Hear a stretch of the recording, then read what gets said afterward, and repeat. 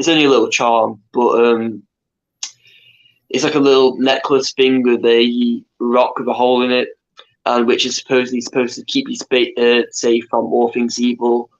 Not sure if it works, but I do like to carry it around with me in case there's any negative energy or anything like that. Gotcha. I got to ask this question real quick. Were we on this whole time, guys? Can somebody tell me? Were we not on? What the hell's going on here? My whole thing. I don't think we were on this whole time. Oh God! I'm telling you the truth. I don't think we were on this whole time. I did the whole intro, hit go live, and everything, and then I just noticed we've just come on. Son of a bitch! Are you kidding me? Oh, Listen. Okay, something was weird with this whole computer tonight. I don't know what was going on with it. I've never been booted off my computer in my life. Okay, never.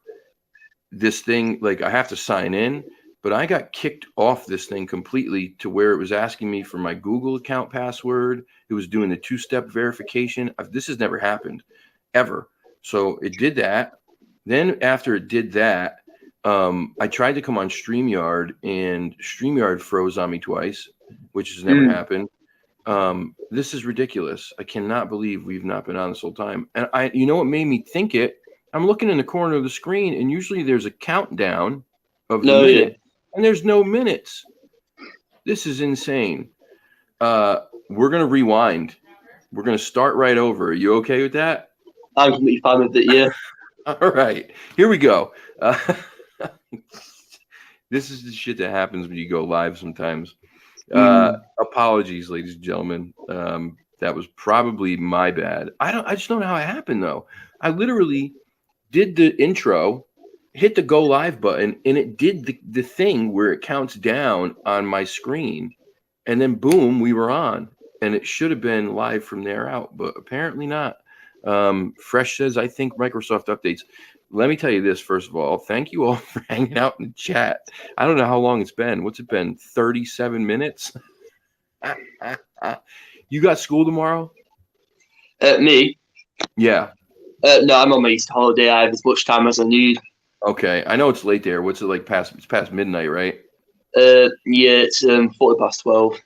Oh, geez, Louise, what a jerk off I am! I get this kid out here. My goodness. All right, so let's start this from the beginning. This is not going to be exactly like we did this, but we're going to start from the beginning.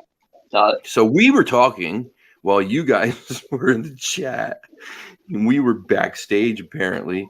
And I was asking him some questions. We talked about how he got his start in this, and how he was, like a lot of us, and he enjoyed this stuff as a kid. I'm going to ask a different question. What was the first place that you ever went to investigate when you started doing this? Well, to be honest, there's probably a place very close by. I think it was some woods in my village. Nothing reported there, obviously, but I went around it with my camera. No editing, obviously. Bit younger, didn't know what I was really doing at the time. But yeah, it was just some woods. I think it was called Waitbrow Woods in my village. I think that was the first location.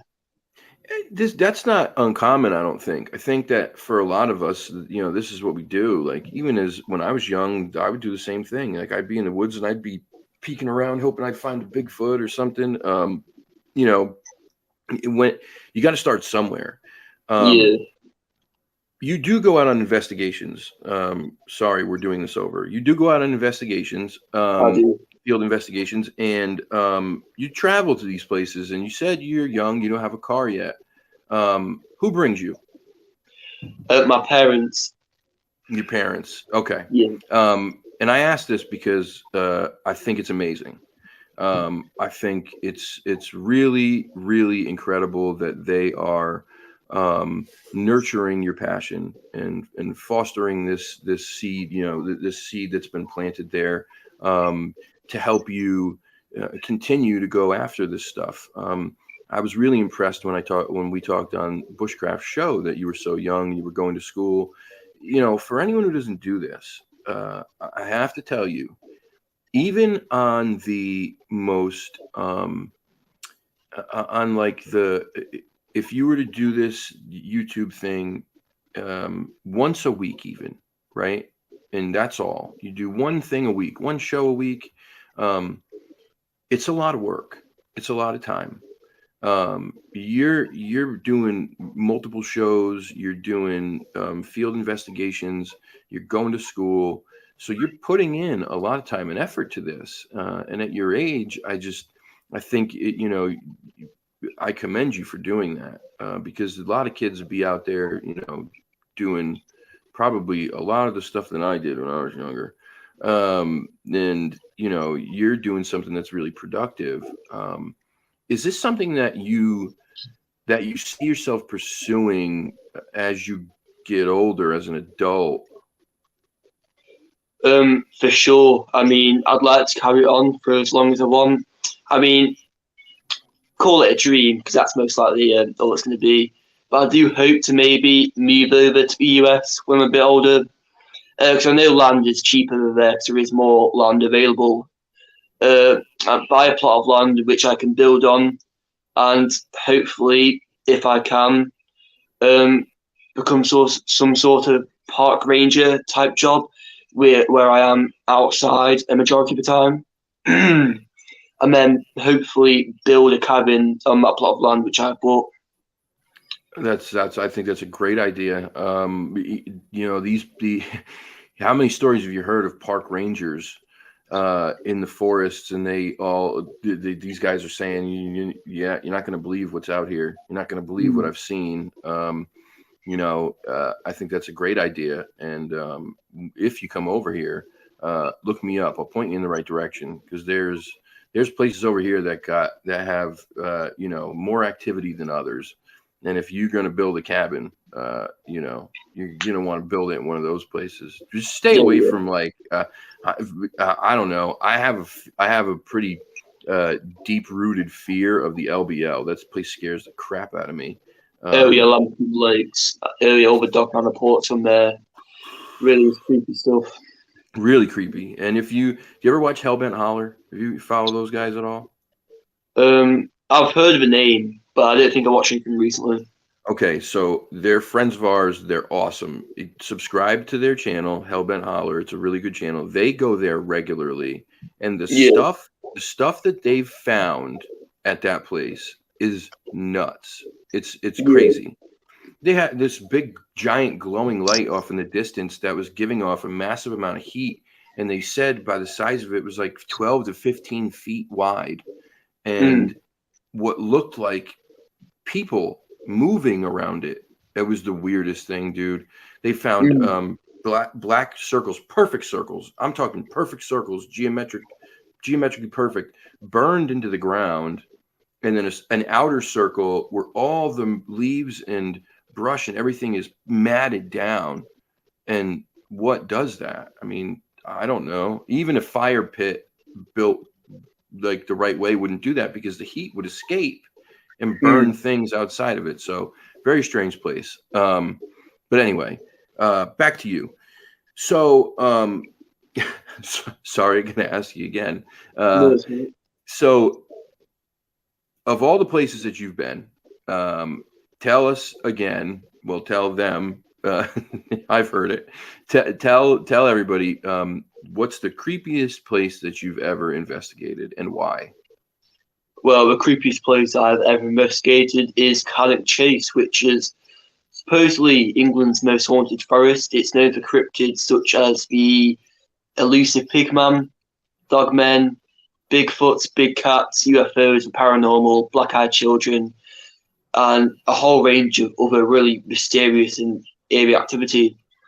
I went camping there for a few days last summer, and I'll tell you, I went out with just me and my dad. I think it was maybe 1 or 2 o'clock in the morning, and there was rabbits all over the floor. I mean, we were stepping on them, kicking them, because there were just so many, you just couldn't get past them otherwise. And so after venturing out for maybe 20 minutes or so, I eventually heard a proper eerie blood-curdling scream, which I originally thought was some kind of woman either in danger or being killed. I mean, I'd seen videos of 10 to 15 guys going out to this location, shitting myself, hearing all this activity, and these screams in particular. And so when I heard this, I was like, this is definitive proof that there is something strange going on in this location. And so as we were walking towards the noise, I ended up hearing a dog bark in that same direction. And maybe 5 minutes after carrying on walking, I heard what sounded like two guys talking. And so that's kind of when I came to realization that it's definitely fox baiters or fox hunters in the area, which down here in England is illegal. But yeah, it was at that point we didn't want to pursue in case we did scare them off. Because obviously there's always a chance we could be carrying weapons, rifles, etc. And you never know if the dog's on a lead or not, and if it's dangerous. So we kind of just went back to camp.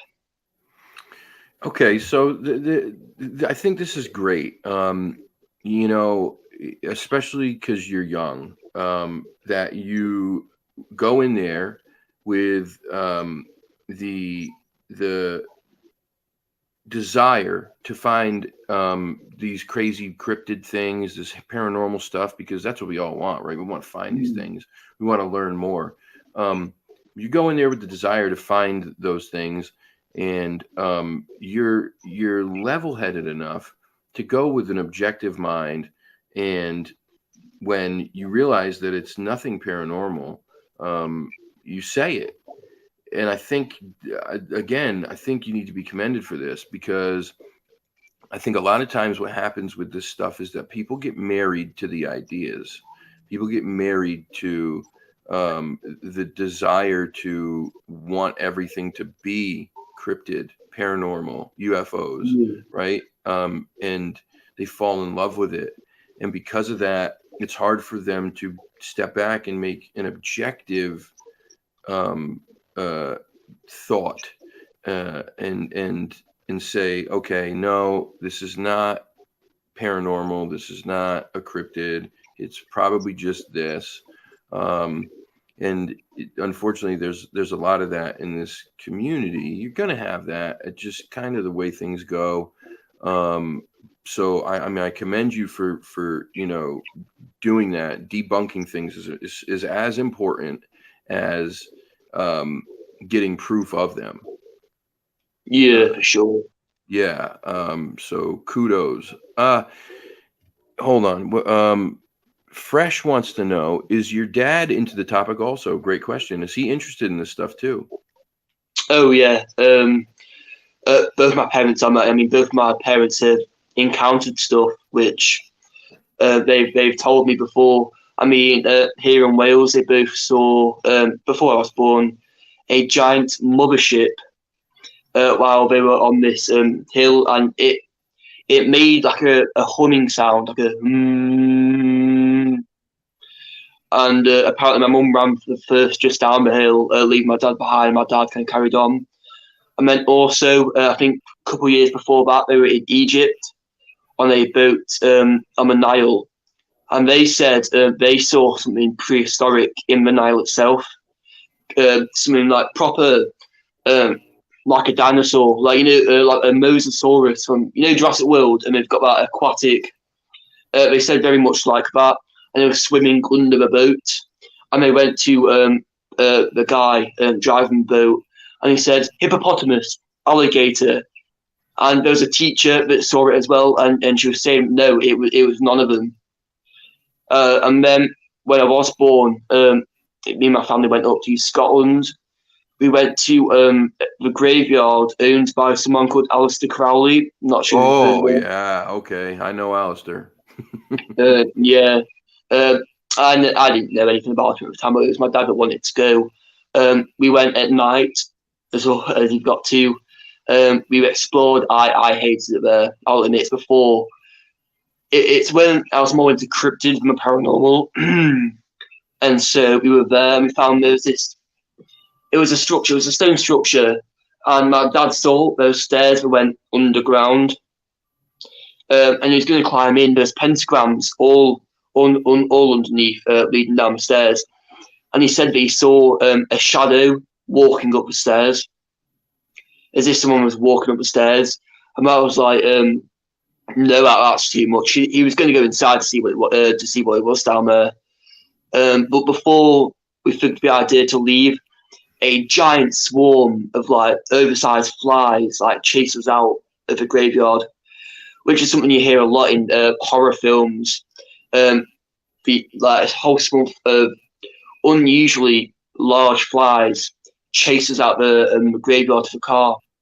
I remember we were all around the car when we all got in, and we just drove off. And yeah, that was it. It's just something really, really strange.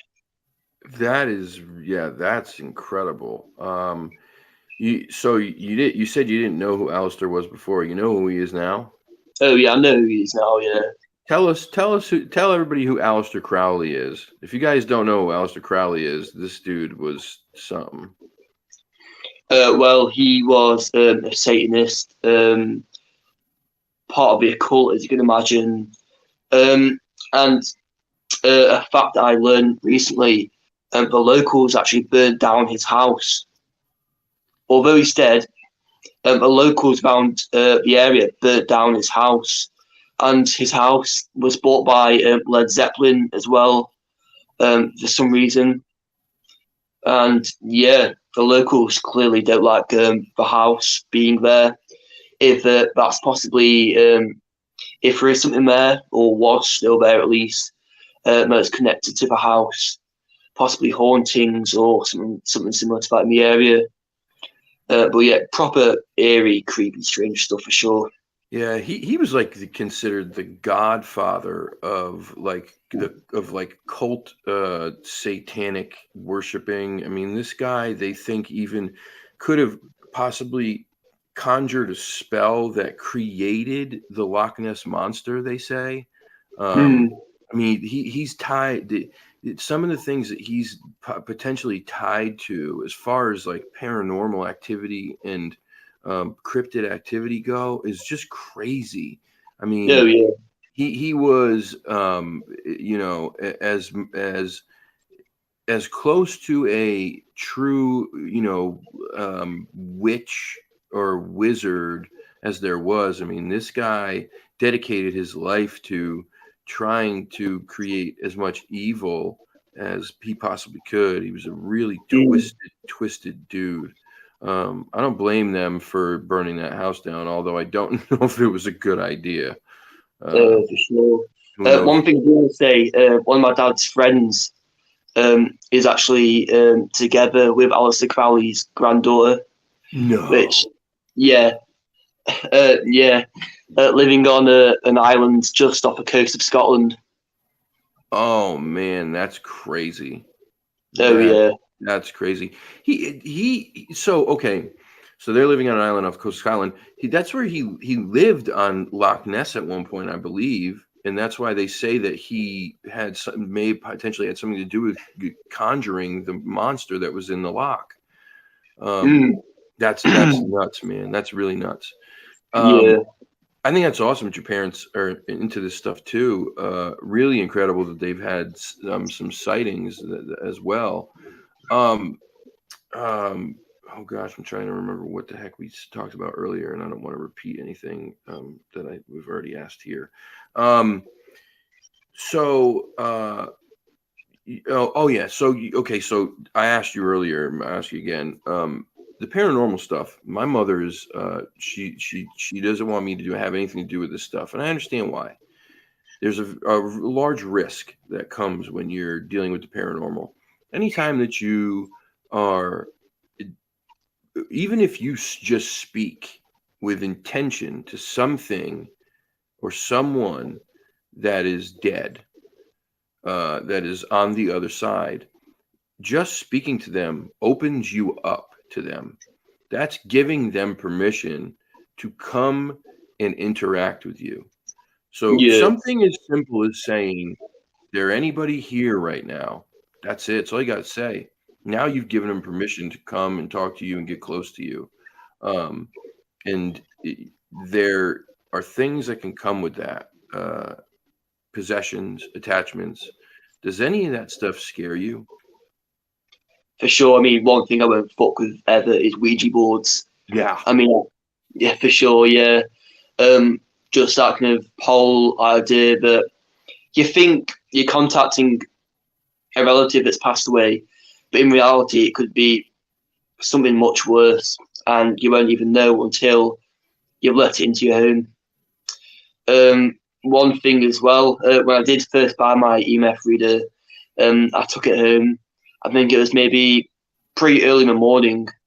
It was like still black outside, and I got my EMF reader out, and I was just playing with it, and I asked her, "Is anybody here?" And a sudden spark just like went off on my reader, and I just turned it off straight away and went to bed. I didn't want anything to do with it. It's tough, man. Mm. My mom, and I understand, especially because I have a background that lends itself to these things wanting to attach to somebody like me, right? So I suffer from depression.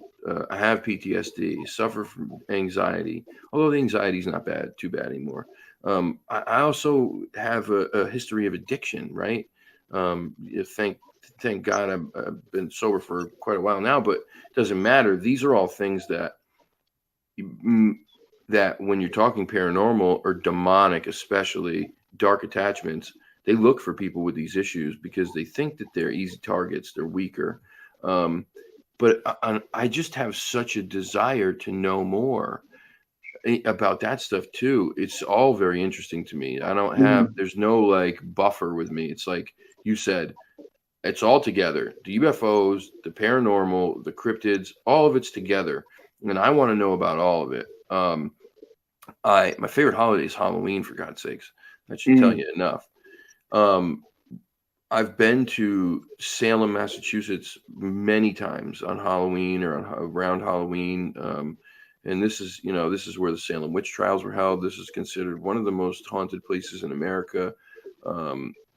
I can't say I've had anything crazy happen. There was only one time, like I think it was back in like 2002, 2003, that we went and we had gone on a candlelit ghost tour, right? Big group of people, and we went by the jail, and as we were standing outside the jail, the lady was telling us about the ghosts that haunt this jail, and one of them is the guy who was the jailer there, and he was terrible to the people and abusive and all this stuff, and he got killed.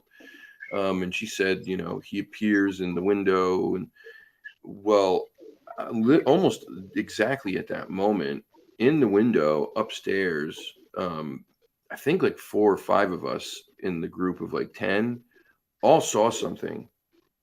It like kind of did one of these numbers where it like leaned into the window and looked out, and then poof, was gone, just like that. But it's just like the Bigfoot stuff. You get a little taste, and you just like, you want to know more. Your parents are cool with that stuff too, the paranormal?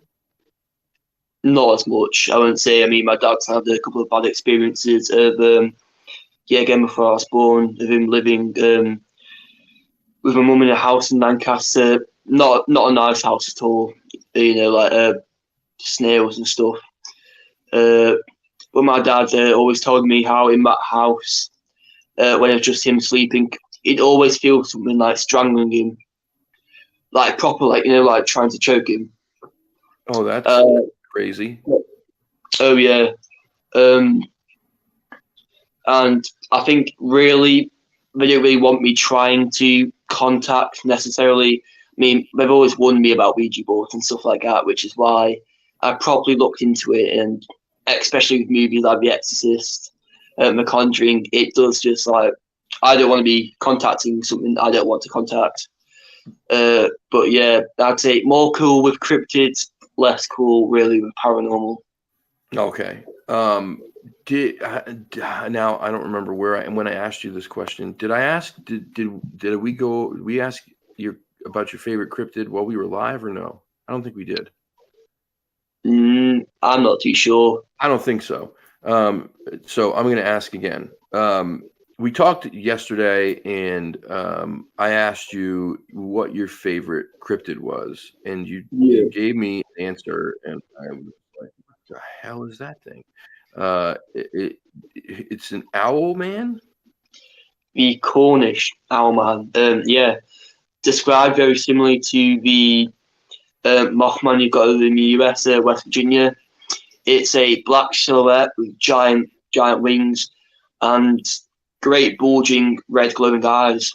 And it was, as you can imagine, seen down south in Cornwall in a specific village called Mornan. The first sighting occurred was by some workers who were tasked to demolish the church, and halfway through destroying it, apparently this giant owl humanoid creature swooped out of the church and started circling it with a really weird, eerie screech. And then apparently it flew off into the woods next to the church, and that was enough for the workers to kind of just like refuse to destroy it. And the church still stands there today. And that was the first kind of main sighting that sparked the interest in this creature. Wow. Okay, so the church was supposed to be demolished. This thing shows up, scares a bunch of people, and they never demolished it after that. It still stands. Huh. Interesting. This is when a lot of things converge, right? I think spirituality is a crazy topic in and of itself. This to me almost sounds like divine intervention. It's like you're destroying this sacred holy place. No, you're not, and we'll give you whatever it takes to keep you from doing that. It's just interesting. All of it's so interesting. If you guys have questions, please put them in caps, and we'll ask Harlem any of your questions. Again, I apologize for the confusion and the mix-up earlier. I have no idea what happened. I really don't. I literally watched it. I hit the go live up here, and then I hit the bottom one because it asked you again. And when I did that, the box went away, and I hit the intro for the show. And I have no idea how that happened, but I feel like a total idiot. So anyway, if you had the opportunity to investigate any cryptid or any historical strange place with a history of this stuff, where would it be, or what would it be? Hard choice. I mean, you talked about before the Bridgewater Triangle, and you mentioned the Little People, which I'm pretty recorded at Pukwudgies or something of that name.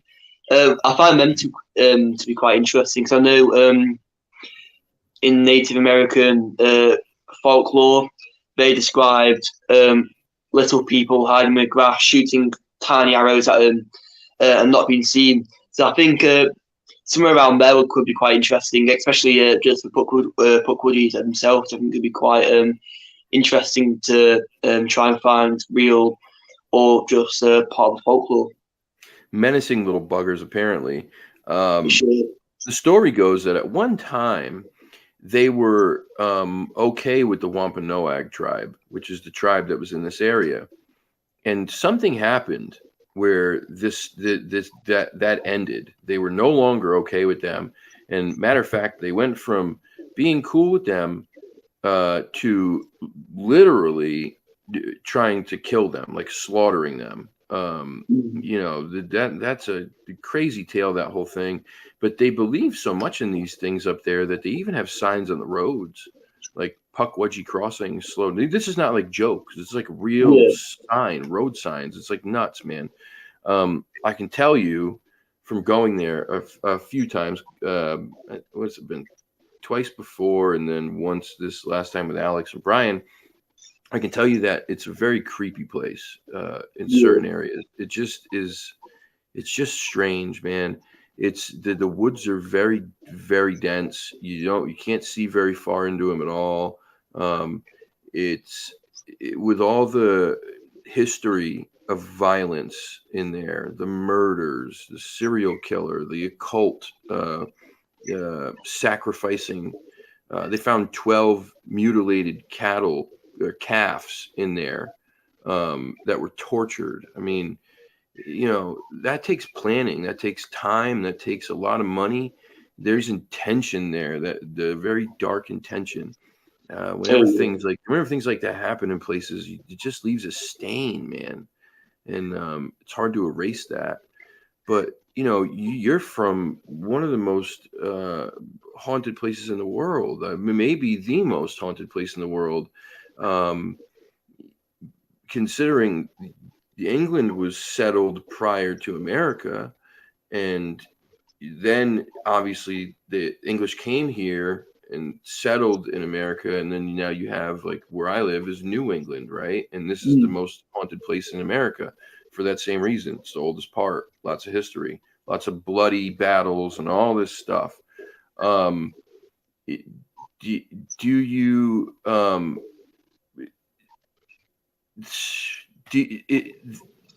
of all the, because there's so many, I know personally, like, there's so many different castles and these places in England that are so famous for being incredibly haunted. Are you familiar with any of them? I am. There's one almost just next to my doorstep, which is Lancaster Castle, which is where the Pendle witches were trialed and then ended up getting sentenced to death, which is supposedly haunted by all sorts. I mean, it used to be a jail as well, and so all sorts of reports up there. Yeah, so I'd say Lancaster Castle has got to me. And that's near you? That's near me. I can get the bus there in about 5 minutes. Yeah. Get the heck out of here! Wow. Okay. Well, I'm jealous. Fresh, yeah, buddy. I don't know. I wonder why too. He says he wonders why so many deaths, murders. Yeah, I don't know. We talked about this, I think, before we started the show, when we had our own little show. What is it? Because you have that place. What's the name of the place that's near you that has all the weird stuff going on? Was it Cannock Chase or? Yeah, that one. Yeah. So very similar to the Bridgewater Triangle in there with all these different things, and what makes that happen in such a concentrated area. I don't know. It's really strange though, like what draws them there. So you said the Bridgewater Triangle, that would be your number one place to go. If in your travels, during any of your investigations, have you ever found any evidence of a Sasquatch besides tree structures? You ever see any footprints? You ever hear any grunts, growls, any of that weird stuff that people talk about happening when they're out there looking? I wouldn't say, apart from tree structures and tree breaks, I wouldn't say much. I think maybe a month ago I went out to do a video in a woods close by, which was quite creepy, and I was talking, and I was just about to say my opinion on where these creatures are coming from, and off in the distance, still in the woods, what sounded like a tree like snapping or breaking, and it was really loud. It echoed. I'd say, yeah, anything to do with trees really is the most I've ever really experienced. Okay, well, that's still interesting. UK has lots of fairies, gnomes, goblins, and elementals. Have you come across any? Carson wants to know. Yeah, there are lots of reports of fairies, gnomes, I hear about elementals often over there. Have you ever come across any? I haven't. My grandmother claims to have seen one ages ago before my parents were born, up in a tree, very similar to the Owlman, where it was almost transparent in a way, and it was apparently sitting up in the tree. I personally, though, haven't really experienced anything. I know a lot of the elementals, fae, over here, there's stories of them being bad. I mean, like Jenny Greenteeth, of them luring people to their death. So I think there's a mix of good and bad when it comes to them, whether they want to help humans or harm them. Her name is Jenny Greenteeth? Jenny Greenteeth, yeah. So that's the name of one of the biggest ones near where I live, yeah. Oh, that's fun. She sounds fun. I mean, you have such a vast knowledge of a lot of the history and the myths and the cryptids over there. I don't know a lot of them, and I'm sure probably a lot of people here don't. Can you give us a little, just talk to us about some of your favorites over there, and give us a little information on them? Is that cryptids? Anything, whatever myths, legends, cryptids you guys have over there that are some of your favorites. Well, we've got the UK Bigfoot, also referred to as the Wild Man, which has been interpreted in many different ways. Some say it's very much like a caveman, Neanderthal type figure. Others say it's similar to the Sasquatch you've got, where it's a tall, 6 or 7 foot, hairy bipedal humanoid creature. Others say it's a small, stumpy, skinny creature, very much like the Chinese Yeren. I know we have a lot of reports of wolvers or shucks, which are like, I guess, very much like devil dogs. Appearance likewise to the beast from American Werewolf in London, where it's on 4 legs, scary giant creature with glowing red eyes, which is usually linked to demonology, the paranormal. Yeah, we've got the ordinary werewolf / dogman type creature, which is probably one of my favourites around here. Like I was saying, Corn and Showerman, and then also Jenny Greenteeth, Green Men. Is the Green Man? Is that the one that's like you see him like a lot of times? I think he's like in statues or made in fountains made out of leaves or whatever. That's exactly it. Yeah. Yeah. That's a weird one. For sure. It makes me think it's maybe an elemental of some sort. Right. I used to think it was a Bigfoot made out of leaves, but after hearing a couple of stories about it, sounds a lot more fanciful, elemental, fae type of thing. Yeah, strange. There was a documentary series. I've talked about this often because it's one of my favorites. Here in America, produced by some really I just think they're a great group of people, and they do some really amazing work. It was called Hellier, Hellier, and it was about the Kentucky Goblins. You ever heard that story? The Hopkinsville Goblins. Yeah. Those ones, yeah, I've heard of them. Yeah, crazy story, right? Little green beings, pointy ears, big eyes, about 2 feet tall, maybe 3 feet tall, big feet with 3 toes. Well, they had what happened was the guy who was the director of this film and part of this team had a paranormal group years and years ago. And he had a website for it where they used to just kind of go to like abandoned houses and stuff like that. And, it was before it was a big deal, and they would investigate. And sometimes they would see stuff. Well, somebody left him emails on this website, like multiple emails, and he hadn't used the website in years. He just kept it up just because it had a bunch of their old paranormal stuff on it.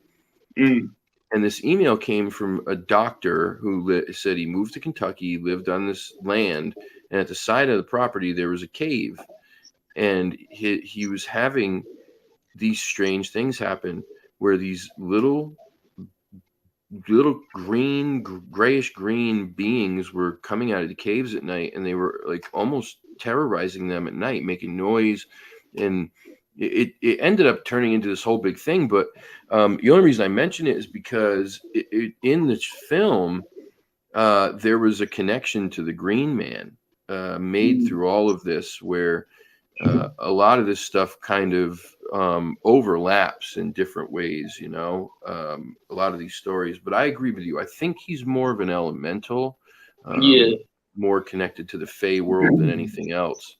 Hold on. Kaiju just said, have you ever seen any orbs or UFOs? One thing I was hesitant to add it to the video when I was at Derby Forest, but when I was doing my night investigation, as I was walking, it was proper strange, because I was walking and just above a tree line, almost next to me, a light can just flash like proper quickly, and that was strange. I commented on it. I didn't get it on camera, so I was hesitant to put it in, because there's always criticism of, did it happen, or is he just saying it for the video? I didn't end up adding it, but that was quite strange. And then whenever I'm outside at night, I mean, I've got a hot tub, and I do like to sit about, look up Stargaze, and I always see these weird star-like things, but they aren't stars. They're either bigger than stars, but look like them, or they're dimmer. And I always see them like moving super fast. They'll move, stop, and then start moving in a different direction, like really fast. And then sometimes I'll see one, it'll disappear, and it'll pop up somewhere else. And so they seem like really strange, odd kind of crafts, if they are even crafts. Yeah, that's interesting.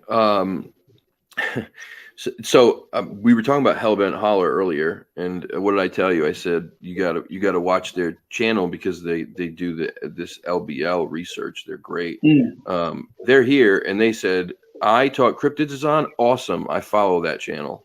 So thank you very much. Right on. Yeah.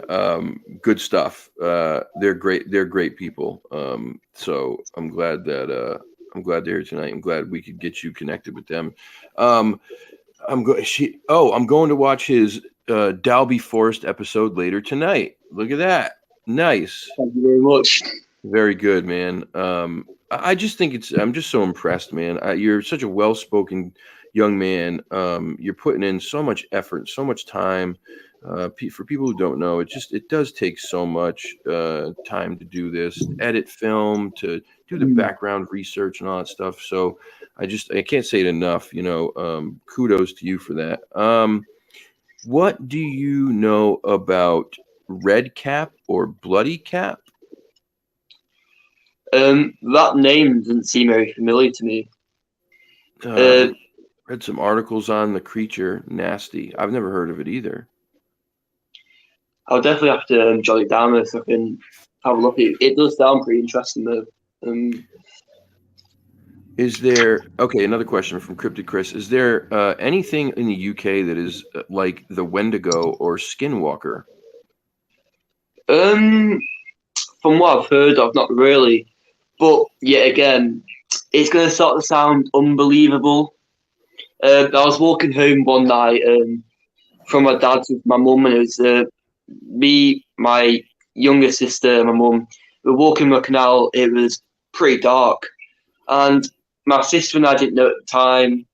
But there was this figure, right? And my mum kind of just wanted to just get past it. She said it was a tall, really tall figure, long pointed fingernails, wearing animal hide. like fur and stuff, like all around him. And apparently, he had like the darkest like eyes and like proper long hair.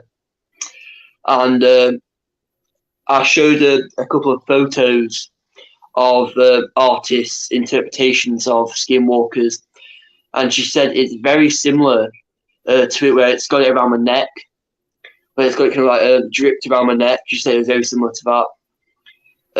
But I think that's the closest thing I've seen, or at least heard of, that is similar to the American Skinwalker or Wendigo around the UK. Well, that's creepy. Was she like matter of fact about it? Oh, I just saw this weird creepy thing, and he had this hair. I mean, did it freak her out?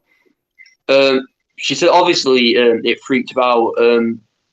But she said she stared it or whatever it was in like right in the eyes as a way because it's not seem weak in a way. Yeah. It's kind of in a way mentally kind of defending us. So the figure didn't see us as a target or weak in any possible way. Gotcha. And then that canal's got some weird stuff. Cause I was walking with my cousin. He was walking with the dog. Before we went over or under this bridge, I said, I don't know why to my cousin, but I've got a really strange feeling that something's there. And he was like, it's probably nothing. It could be just other people walking the dog. And yeah, again, it was at night. And we carried on walking. And then the dog we were walking started barking in that direction, and wouldn't go any further to where I said, I felt a strange feeling. So I'm not sure if it's something to do with the canal, if there's something lurking there. But yeah, I'm not too sure, to be honest. Very weird. Let me get a couple of more of these questions here real quick. Kaiju Ninja wants to know, are there any lake monsters near you other than Loch Ness? Yes, I went to visit one. I did a video on Windermere, which has very similar name to Loch Ness Monster. It's called Bonelessy, which is their own kind of idea. It's been reported on Lake Windermere as in two ways very similar to the Loch Ness Monster, either as a plesiosaur type creature or a giant eel type creature. I think they're really the only ones that I know of so far. I know there's one here where I'm staying at, which is proper close, which is under this bridge, you have to get to cross to get to the island I'm staying on. And I forgot what the creature's called. I did a video on it ages ago. There's supposed to be one there, and then there's also one in Scotland close by Loch Ness, but it's a different named Loch, which I know of as well. Oh, crazy. I wonder why. Wonder why so many of these lakes, lochs, large bodies of water have these tails of serpents or dinosaur-like creatures attached to them. I believe it's possible, especially for some of these places that are so deep in areas. I mean, incredibly deep. And then they have tunnels and caves, and they connect to other bodies of water. Yeah. It's possible that these creatures can, spend most of their time underwater, traveling through these underground areas, and then, barely ever seeing anybody. So I think it's possible. It's very interesting stuff. I think once you come to the belief of anything in the cryptid world, it's really hard to write off anything else, right? So once you have any kind of experience, or you fully come to believe in, say, Bigfoot, then it's hard to say that anything else can't be possible. Because if it's possible that there's a 9-foot tall, hair-covered bipedal hominid that's been living in the woods for hundreds of thousands of years and has remained mostly invisible to people, then it's possible that anything's out there, and we don't know anything. I mean, we haven't even skimmed the surface of our oceans. We haven't barely explored any of our forested lands. We think we have, but there's so many places we've never been. And that's the natural world. You talk about the other stuff, we only see in a very thin light spectrum. There's so much stuff around us that we don't even see. It's happening around us because we only see in this little light spectrum that's this big. We only hear in a spectrum that's that big. So we're not hearing everything around us either. There's just so much more out there. Let's see. There was another question here. Country Boy Cryptids wants to know: Have you ever been to where Jack the Ripper murdered people? I haven't. No. I'm pretty sure it's down in London. I've never been down there. I know it's the capital of England, but I'm hoping maybe I do go down there one day. I know my sister does because she wants to go to Harry Potter Land. So if we ever do go down there, hopefully I can go to the locations where the victims were murdered. Yeah, the Harry Potter what she wants to go to? Harry Potter World. She's a big fan. Yeah. So do I. I'm a huge Harry Potter fan. I'm such a big nerd. I love Harry Potter. Lord of the Rings, but you what? I personally prefer Lord of the Rings, but I think they're both cool. Oh, I love Lord of the Rings too, but I'm a Harry Potter fan. I like fantasy films, man. I'm just a nerd. I like any of that stuff. Hellbent Holler wants to know: do you plan on doing any black dog shuck investigations? I know a couple of locations that have had reports close by. I would like to, though. I mean, I've heard so many strange, weird stories of paw prints being found, which are larger than any dog breed. I know people that have claimed to have seen red eyes off in distance staring back at them from fields and stuff. But I would definitely love to get out and try and find any black dog, shuck, wolver evidence. I wonder what it is about the UK that tends to have a lot of cryptid sightings that are wolf-like or dog-like. I mean, the werewolf, if I'm correct, I may not be, but I think the werewolf initially was from the UK. That's where it all started, I think. Yeah. And then you have, the black dogs, the shucks, the wolvers, all this other stuff, all related to dogs or canines. It's kind of strange. I wonder why that is. What you also have there is a lot of these large cat reports, the big cats. What do you think about that? I think you're real. I definitely think. I mean, there's big hotspots like Exmoor, Dartmoor, which are supposedly large areas of, I think, national parks where they get spotted all the time. I know close by me, they've been seen maybe 20 minutes away. There's been a couple of sightings by the motorway.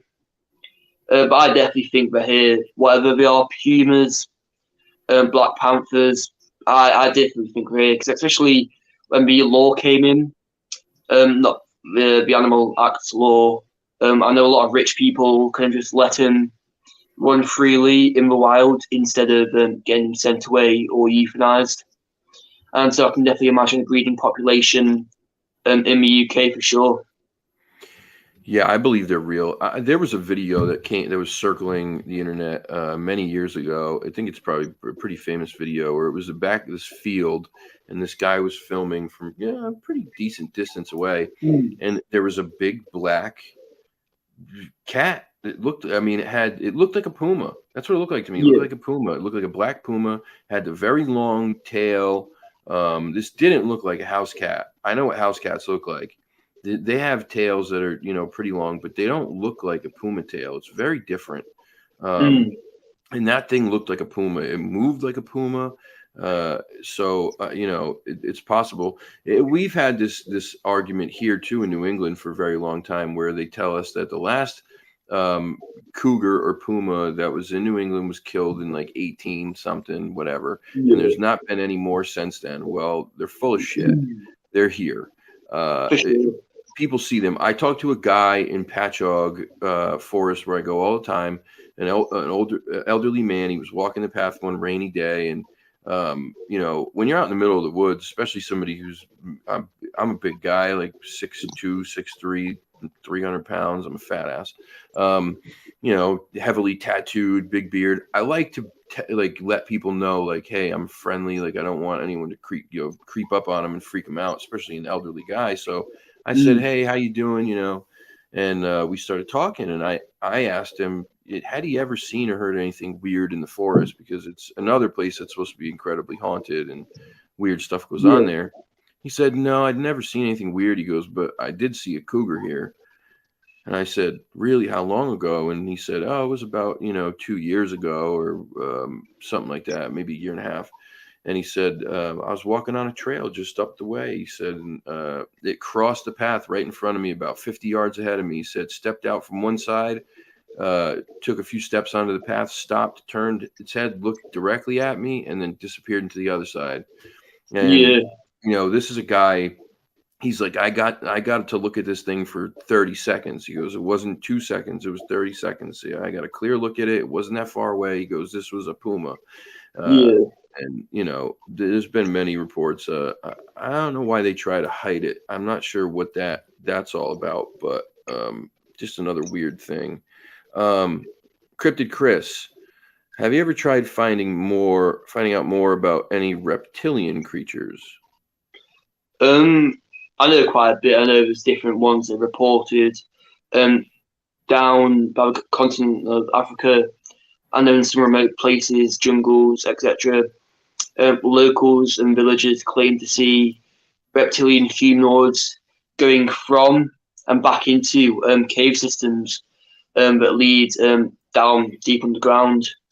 I also know, if you've heard of David Icke, there's a thought that there could be shapeshifters, possibly disguised as famous influencers and kings, queens.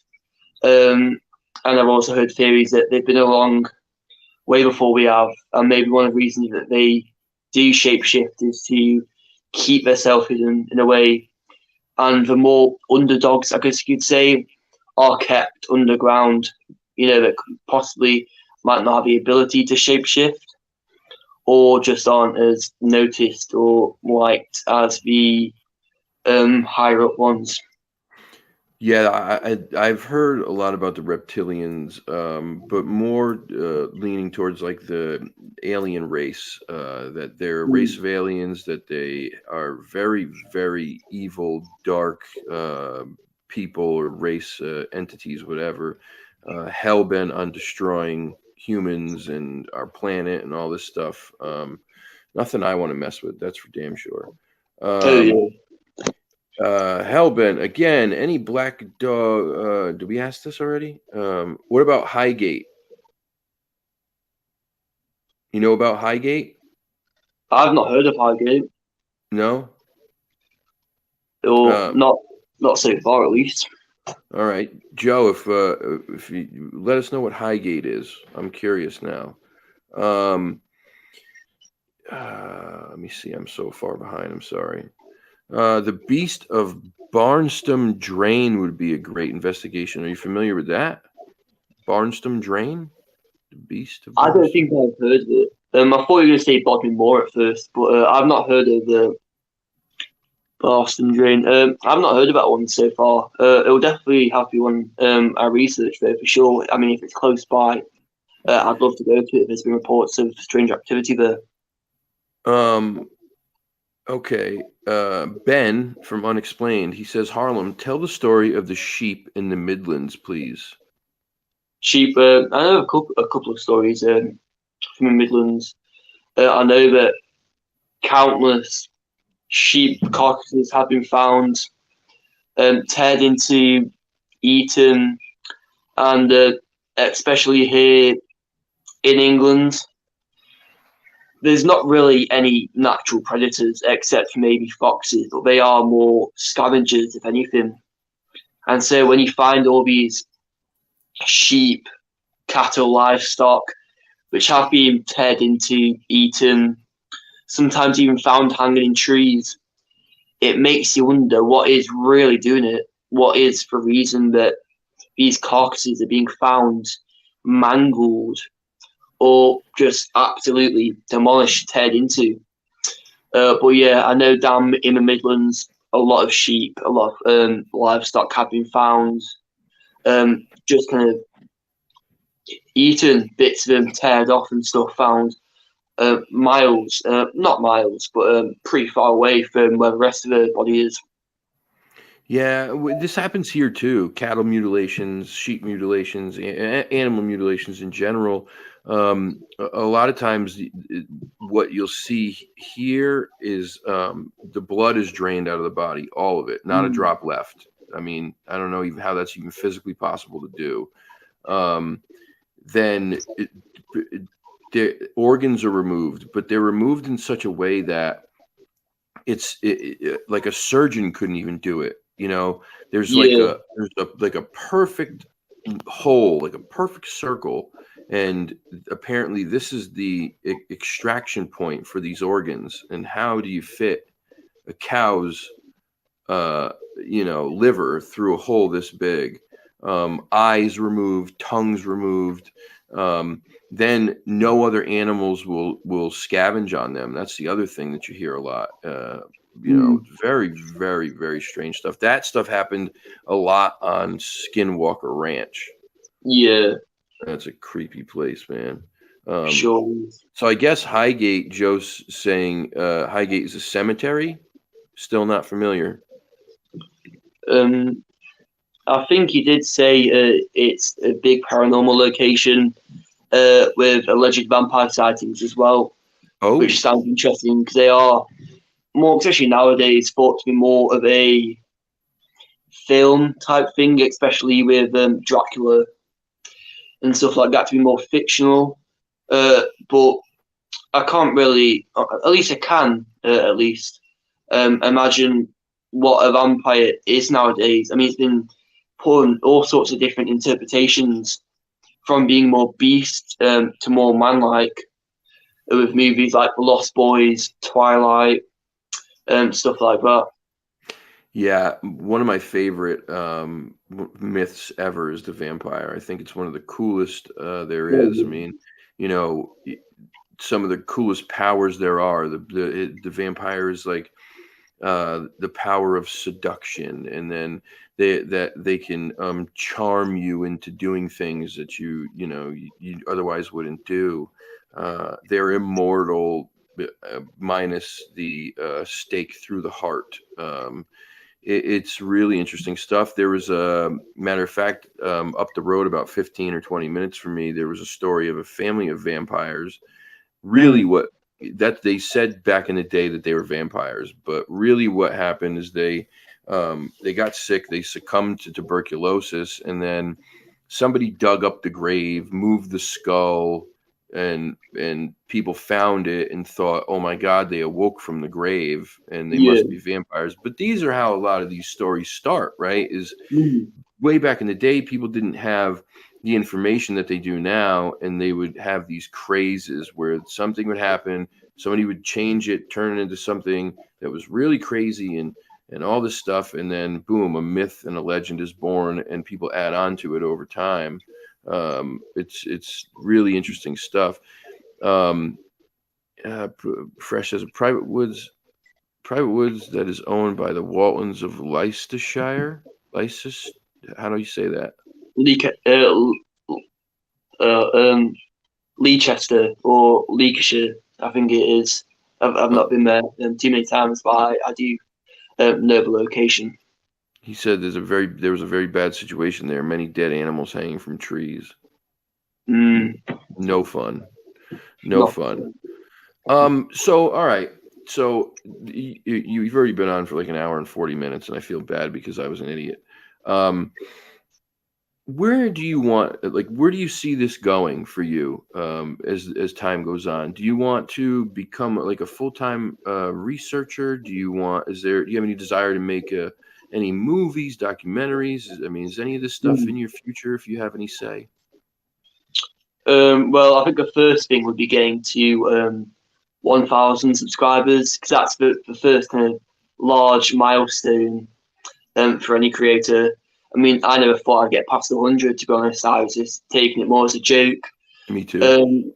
But as we all do. Yeah, I do.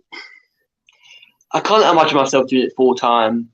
I don't think that YouTube, at least for a niche like cryptozoology, it never really pays as much as you'd like it to. I guess you could say. Mm-hmm. Yeah, you get money, but it's not enough to buy much or to sustain yourself. So You I can can get yourself a candy bar. yeah, that's like the most you can get, really. Maybe a pack of jelly beans, but yeah, I can definitely see myself doing it as a possibly part-time, more of a hobby where I can make extra cash to afford maybe new equipment such as night vision stuff, and maybe make 1 or 2 documentaries if I can, if my editing does get really good. But yeah, I wouldn't say part-time, more of a side task. Yeah, I get it, man. I get it. It's really amazing though when you do. You don't expect anything. You start doing something because you have an enjoyment from it. You have a passion for it, and then you start to see people come along and support you. It's really an amazing feeling. And what are you at right now, subscribers? What's your count? I think before the live it was 722, which I'm surprised I'm even there, to be honest. So how long you been doing this? 2 years. 2 years. Okay. 722 before this show. All right. So here's the deal. My guess is that a lot of people here probably already subbed. What I'm going to ask though from all of you tonight, please, if you're not subbed, please go subscribe to this young man's channel. Please support him in any way you can.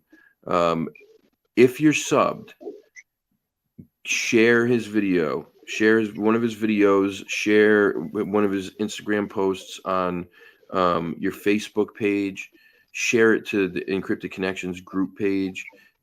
If you are part of another group, share it there.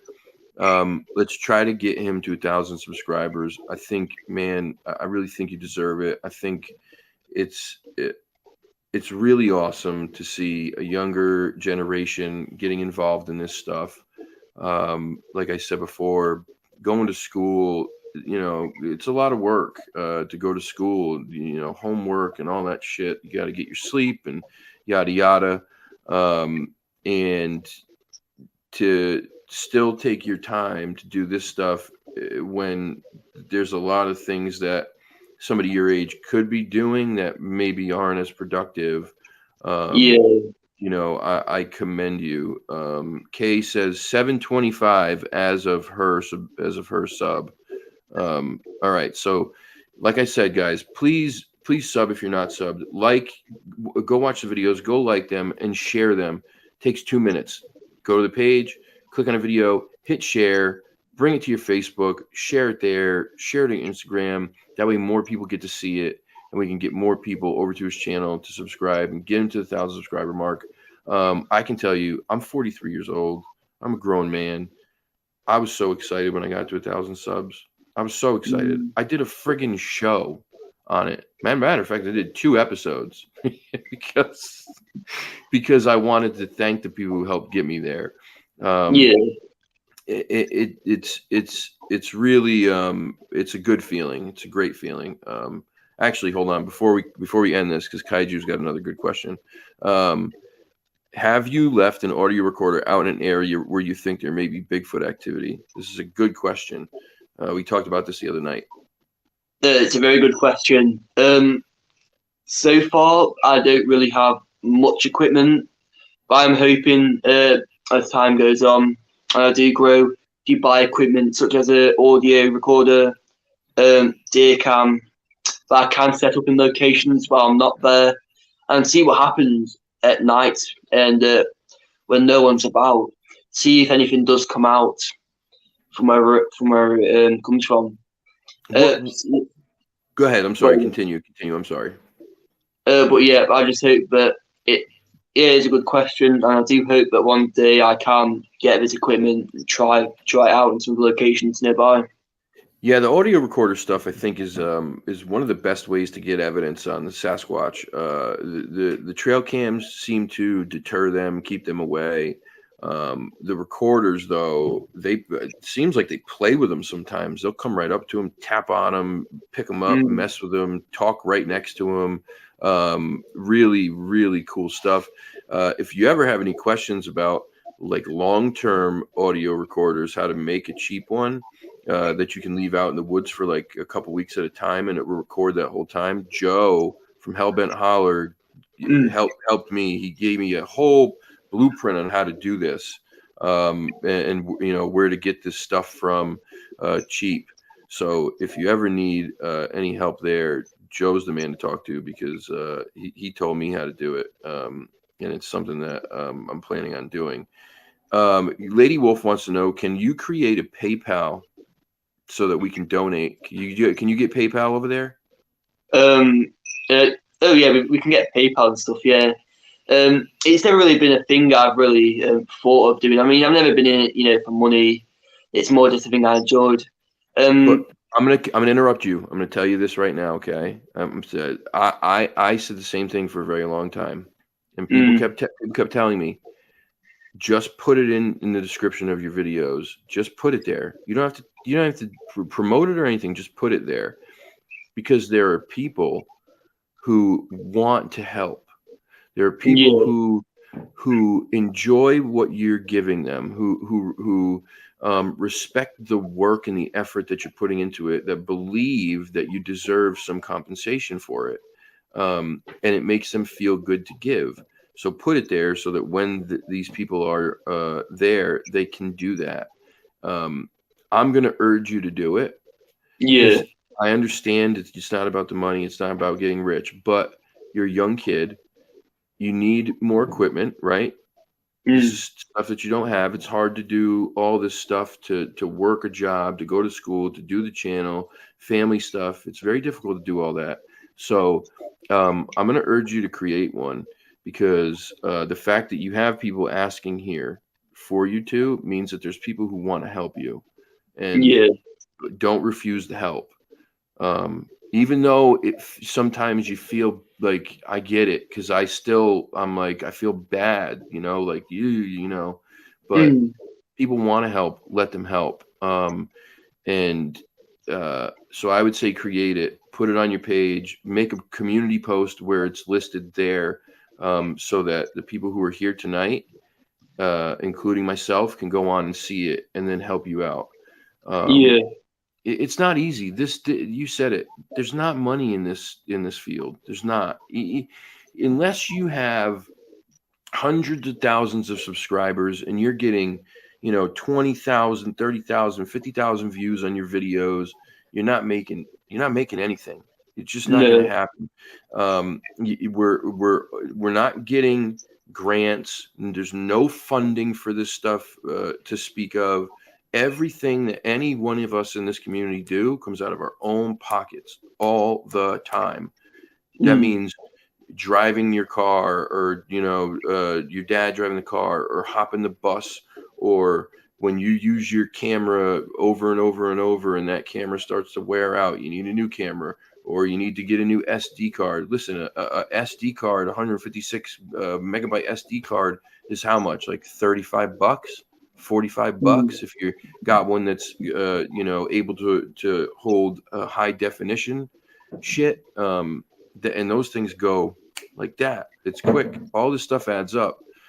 Buying batteries, yeah, absolutely. All this stuff adds up. So I'm going to urge you to create one, and I'm going to ask you as your friend now, because now we're friends. You're part of this, part of the family now.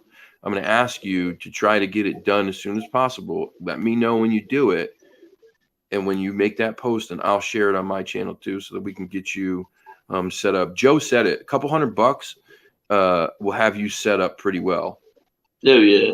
Yeah. So we're gonna get you help, man. Set that up. We'll get you some people to help you out. Matter of fact, I may have something here that I can send you that you said you need. So we'll talk and we'll maybe get that done. Any more questions? I want to go through here real quick and check, make sure I didn't miss anything. I don't know what Fresh is talking about. He said something about big balls, but that's par for the course for him. Just kidding, buddy. I love you. Passion never pays. Yeah, it doesn't. It doesn't. If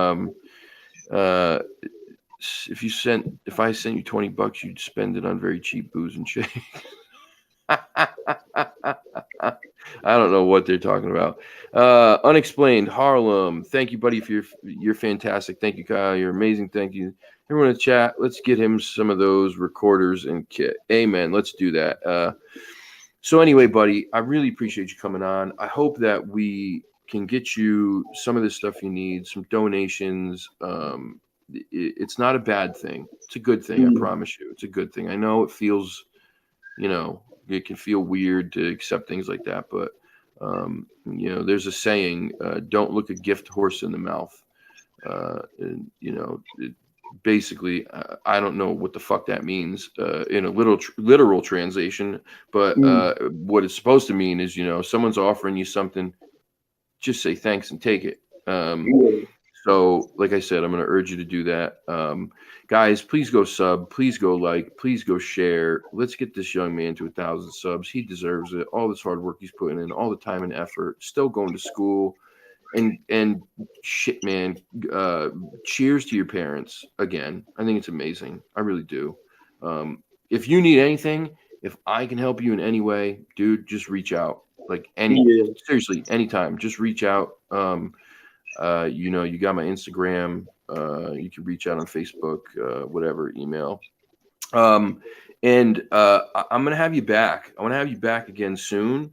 I'm gonna do kind of like what Bushcraft did. I'm gonna have a few people on.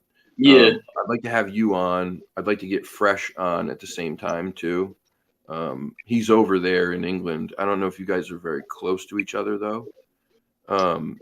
But he's over there and he does a bunch of crazy stuff. He's got some shit you should see and talk to him and hook up with him.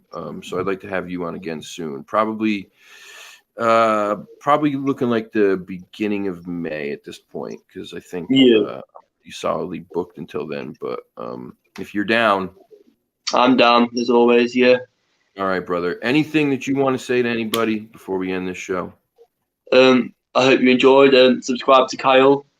And I hope to see you all later. Thank you, buddy. Thank you guys for coming. Please, please, please go over there. Get him the subs. 725. That's not shit, man. We're right. He's knocking on the door. Let's get him there.